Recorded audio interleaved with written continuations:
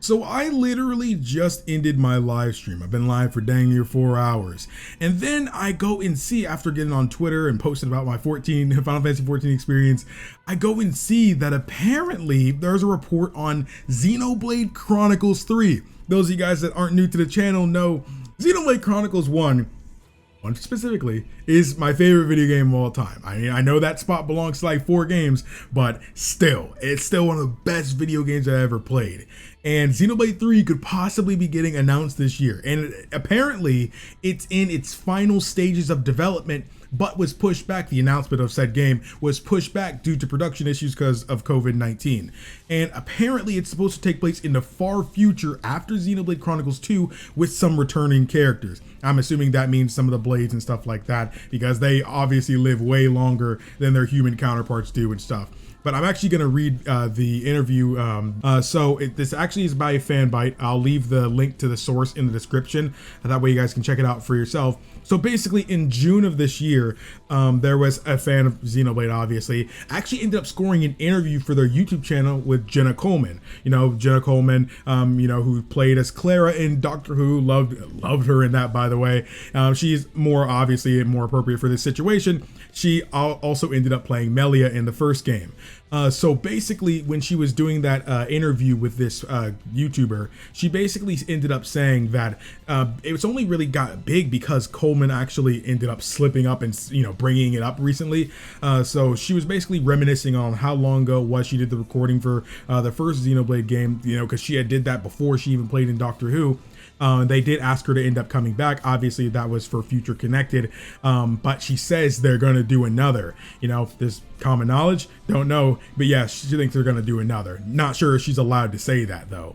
And the thing is about that, she knows that she shouldn't be saying that.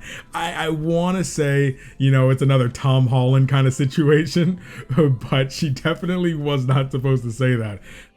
So they did saying that obviously they are able to confirm the sources of what Jenna Coleman had say, and there is a Xenoblade 3 that is in its final development stages.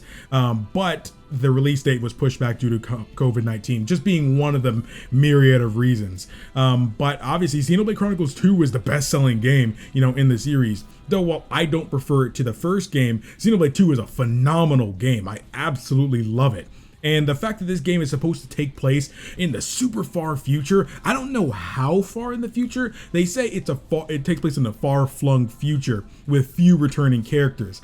What I'm gonna assume, they're really talking about blades and possibly Melia. Melia, being a Hyantia, they live for a really long time. I'm not too, sure because, she's kind of half with it, but she's definitely going to outlive Shulk. I'll say that. She's definitely going to outlive them. So depending on how long we're talking, maybe a few hundred years and something like that. If it's less than 1,000 years, then we'll probably see Melia. So if we actually see a true combination of like maybe a 1 or 2 character from Xenoblade 1 and some of the blades from Xenoblade Chronicles 2, that would be amazing to actually see. I would love that. Now, I guess I'll give my real thoughts on this kind of thing, well, in a second, because I actually forgot to mention too that they're basically saying that another reason that, it's because it's difficult because of the pandemic, it's taking them longer to optimize the game for the Switch. Since this is, besides Xenoblade 2, actually, now that we're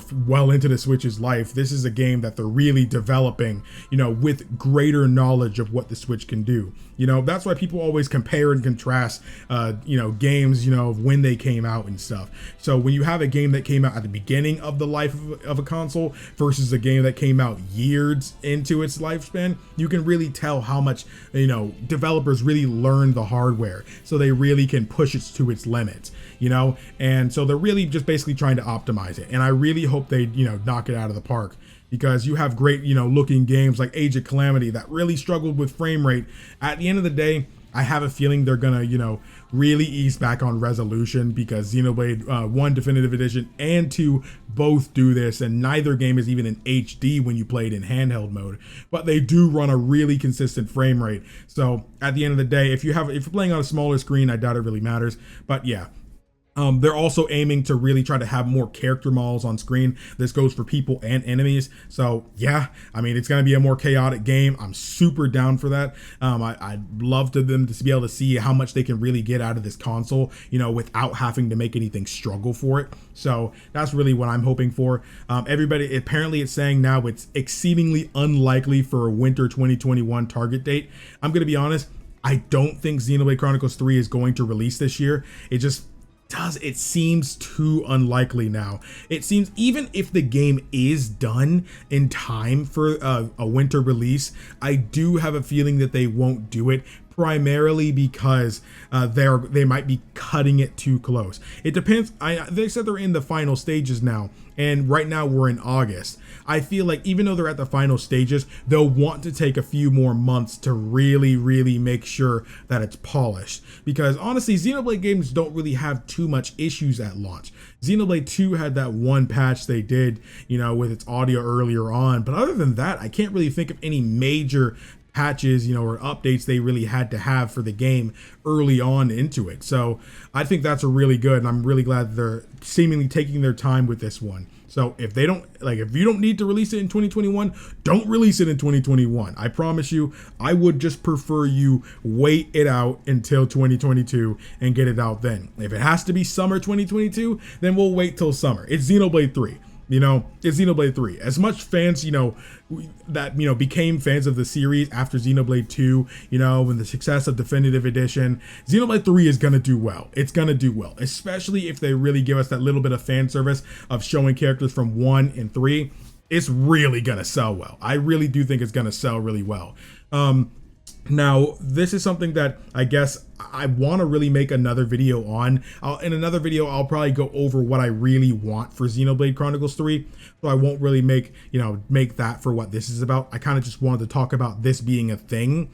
Do you think that Xenoblade Chronicles 3 is going to end up coming out this year? Again, if we do, I really hope it's really, they really put time into it.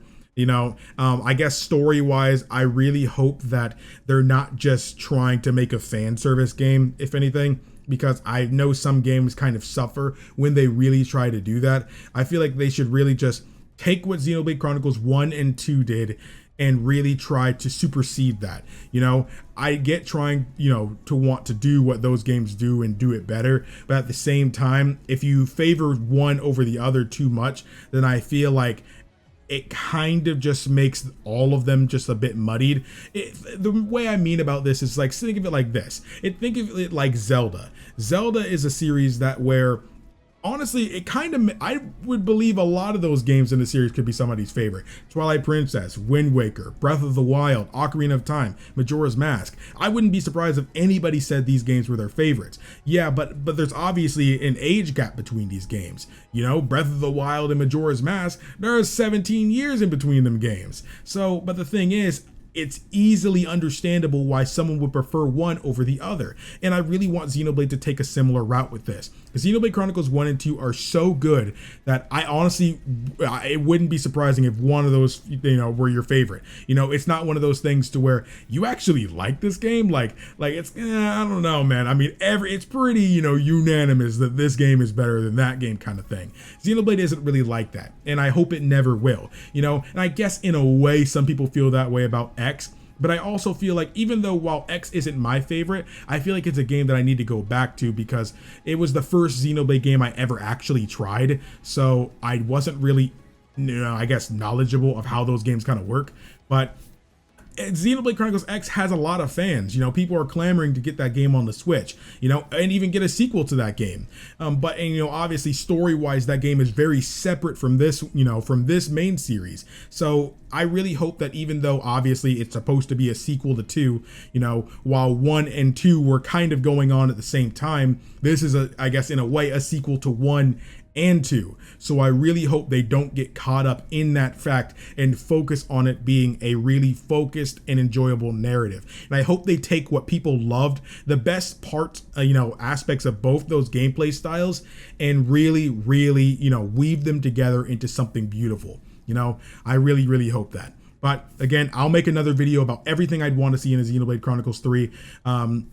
I'm not really holding anything back. I'm even going to bring in stuff from X. So anything I'd want to see from X, 1, 2, you know, in the re-releases, anything like that, I want to bring it all, you know, on the plate. So if you want to look forward to that video, make sure you subscribe and hit the bell. That way you'll be notified when it actually comes out, because YouTube be kind of crazy sometimes. But if you enjoyed this video, hit the like button for your boy. I would really appreciate it. I love talking about Xenoblade, so you guys enjoying my love for talking about it would really mean a lot. Thank you guys so much for watching. My name is KingdomAce, and remember, my warriors of light and darkness, to stay beautiful. I completely messed up. I'm still learning the new outro. To stay strong, stay beautiful, and always look skyward. That's the ending. I appreciate all the support.